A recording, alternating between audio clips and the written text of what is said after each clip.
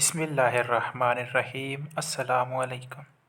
मोहम्मद बिन साद फरमाते हैं कि रसूल अकरम सल्लल्लाहु अलैहि वआलिहि वसल्लम हलीमा सादिया के यहाँ 4 साल तक क़ियाम पज़ीर रहे और आप भी अपने रज़ाई बहन भाइयों के साथ माल मवेशी की तरफ तशरीफ़ ले जाया करते थे जो घर के करीब होते थे।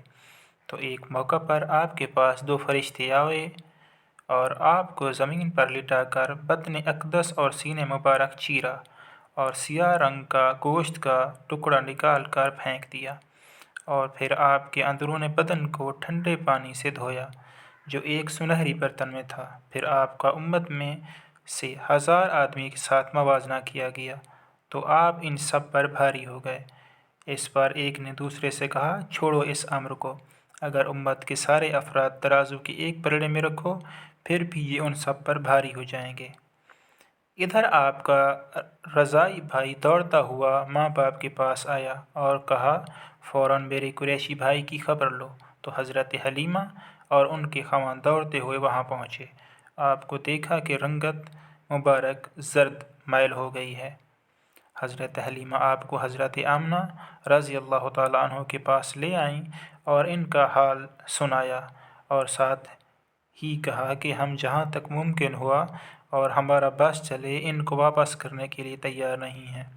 चुनांचे फिर इनको वापस ले गईं और तकरीबन 1 साल आप वहाँ पर रहे, कभी भी आपको दूर नहीं जाने देती थीं।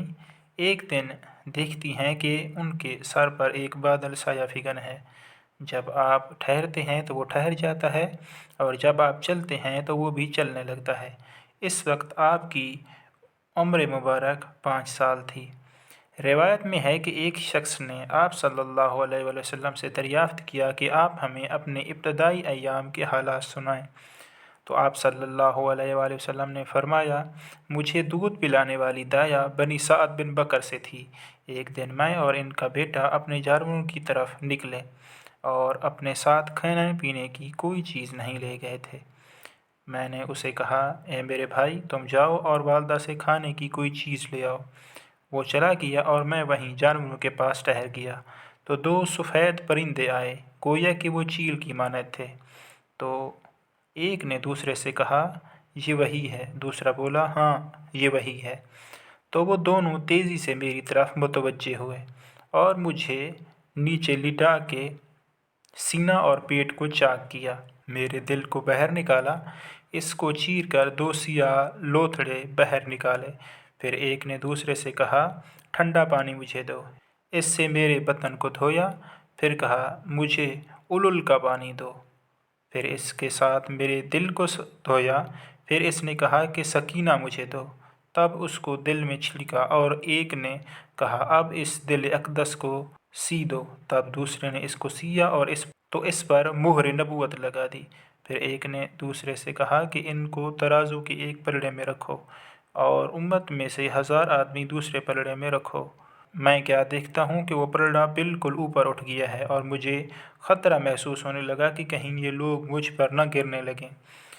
दूसरे ने कहा, सारी उम्मत भी दूसरे पलड़े में रख दो तो ये सब पर भारी रहेंगे। फिर वो दोनों चल दिए, मुझे इसी हाल में छोड़ गए। मैं सख्त खौफज़दा हो चुका था। फिर मैं वहाँ से उठकर अपनी रज़ाई माँ के पास गया और इसको सारा माजरा बताया तो वो इस बात का अंदेशा करने लगी कि कहीं मुझे शयातीन ने इल्तबास व इश्तबाह में डाला है और मेरी कुव्वत फ़हम व फ़रासत को मुख्तल कर दिया है, अल-अयाज़ु बिल्लाह। और कहा, मैं तुम्हें अल्लाह ताला की पनाह में देती हूँ। फिर मुझे सवारी पर आगे सवार किया, खुद पीछे सवार हुई। हम चलते हुए मक्का मुकरमा पहुँचे। मेरी वालदा माजिज़ा से अर्ज़ किया, मैंने अपनी अमानत अदा कर दी और अपनी ज़िम्मेदारी से सुब्तगोश हो चुकी हूँ। और साथ ही बतलाया कि तुम्हारे शहज़ादे को ये वाक़या पेश आया है, मगर इन्हें इससे कोई खौफ व ख़तरा लाहिक न हुआ। और कहा कि जब ये मुतवल्लिद हुए थे तो मैंने एक अज़ीम नूर देखा था जिसकी वजह से शाम के महल्लात चमक उठे थे।